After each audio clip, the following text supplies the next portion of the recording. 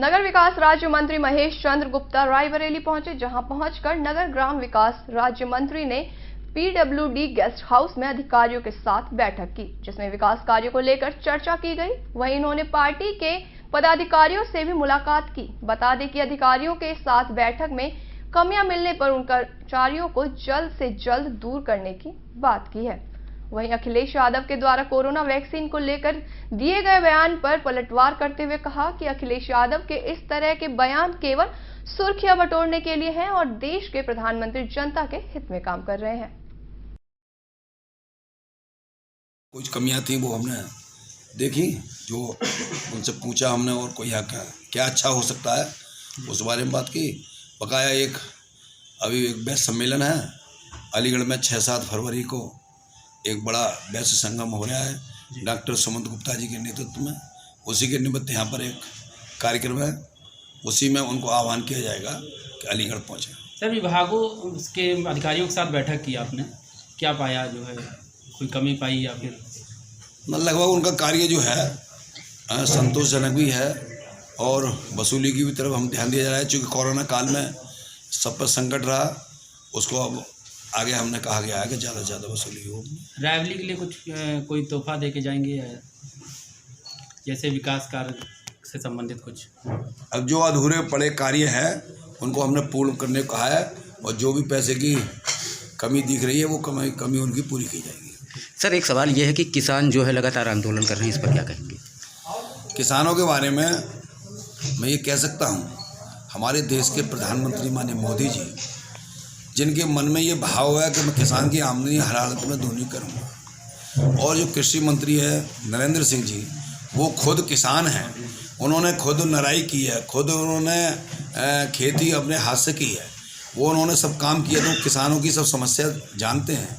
और वास्तव में पूर्ण रूप से आज हम देख भी रहे हैं कि किसानों के बारे में पूरी तरह से पार्टी हमारे माननीय प्रधानमंत्री जी और कृषि मंत्री जी सजग हैं। और कुछ लोग जो वास्तव में आंदोलन किसान भाइयों को बरगलाना चाहते हैं, बरगला भी रहे हैं, तो वो सब बैठ के जो आज एक बैठक है उसमें लगभग सब पूर्ण हो जाएगा। अच्छा, मैं ये कह सकता हूँ माननीय मोदी जी के बारे में, जो ये सोचते हो किसान हमारे देश की आन है, किसान हमारे देश की शान है, किसान हमारा भगवान है, जिनके मन में ये भाव हो तो वो उन पर इस बात की कोई शक कर सकता है कि वो किसानों के बारे में कोई बात नहीं सोचेंगे? जिन्होंने मन का ये भाव हो, जिनकी पूजा ये हो कि 125 करोड़ देशवासियों का सेवा मैं कैसे करूं, उन मोदी जी पर शक कर सकते हैं? जिनकी मन में ये भक्ति हो कि भारत भक्ति मेरी भक्ति है, उन मोदी जी पे कोई शक कर सकता है? जिनका धर्म ग्रंथ हो, पूज्य बाबा साहब के नेतृत्व में बना हुआ संविधान, उन मोदी जी पर कोई शक कर सकते हैं? जिनके मन का ये लक्ष्य हो कि इंडिया फर्स्ट है, यानी वो चाहते हैं विश्व में हमारी इंडिया फर्स्ट हो, सर्वोपर हो, उन मोदी जी पर शक कर सकते हैं? और मैं कहता हूँ आज विश्व में सर्वे हुआ है, उसमें मोदी प्रथम आ रहे हैं। हर देश जो है वो मोदी जी को सम्मान दे रहा है, तो कहीं ना कहीं उनका त्याग, ईमानदारी, सच्चाई, और मैं कह सकता हूँ जिनकी वाणी में दम होता है, जिनकी कथनी करनी में अंतर नहीं होता, उन्हीं की वाणी में दम होता है। मोदी जी किसानों के प्रति पूर्ण सजग हैं, पूरी तरह से जो उन्होंने जो बोलते हैं वो करके मानते हैं। और जिन्होंने इस देश की मिट्टी की कसम खाई हो कि मैं देश को झुकने नहीं दूंगा, जो चीन कहता था मैं 20-20 किलोमीटर घुस जाता हूँ, आज वो चीन दूर खड़ा है और हमारा जवान आज चोटी पर खड़ा है। सर, वैक्सीन को लेकर क्या कहेंगे? अखिलेश यादव जी का बयान आया है। अब अखिलेश जी का जो बयान है आपने सुनाई है, जो हमारे देश के वैज्ञानिक इतने योग्य हैं और इस प्रकार से उन्होंने जो वैक्सीन दी है, हमें बड़ा उन्हें गर्व करना चाहिए। मैं तो ये कहता हूँ कोई एक बार को विपक्षी भी यानी विरोधी भी अगर सही काम करे तो उसकी मंच से तारीफ करनी चाहिए। आज हमें बड़ा गौरवान्वित है कि हमारा अपना स्वदेशी टीका बन गया, और हम इससे भी बड़ा गौरवान्वित इस बात से भी हैं जो नया स्ट्रेन आया है, जो नया वायरस आया है, उसकी भी तैयारी, उसको तहस नहस करने की तैयारी अगर विश्व में कहीं हुई है तो हमारे भारत पहला नंबर आया है। तो ऐसे लोगों पर जहाँ ये हुआ है और अखिलेश जी ऐसा बयान देते हैं, उन्हीं की पार्टी में लोग उनका विरोधाभास बयान दे रहे हैं।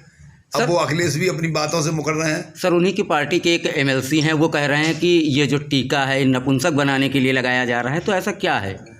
अच्छा, उनका अब क्या कहा जाए, ऐसे लोगों को क्या कहा जाए जो देश हमारा इतनी बातों से जूझ रहा था।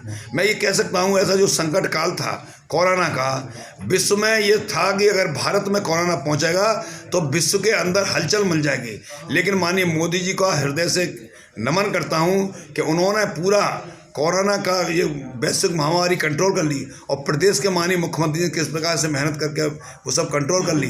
अब इनको तारीफ करनी चाहिए हमारे भारतीय वैज्ञानिकों की और हमारे माननीय प्रधानमंत्री जी की। तो ये तो तारीफ क्या करेंगे, या तो इस तरह के बयान देंगे।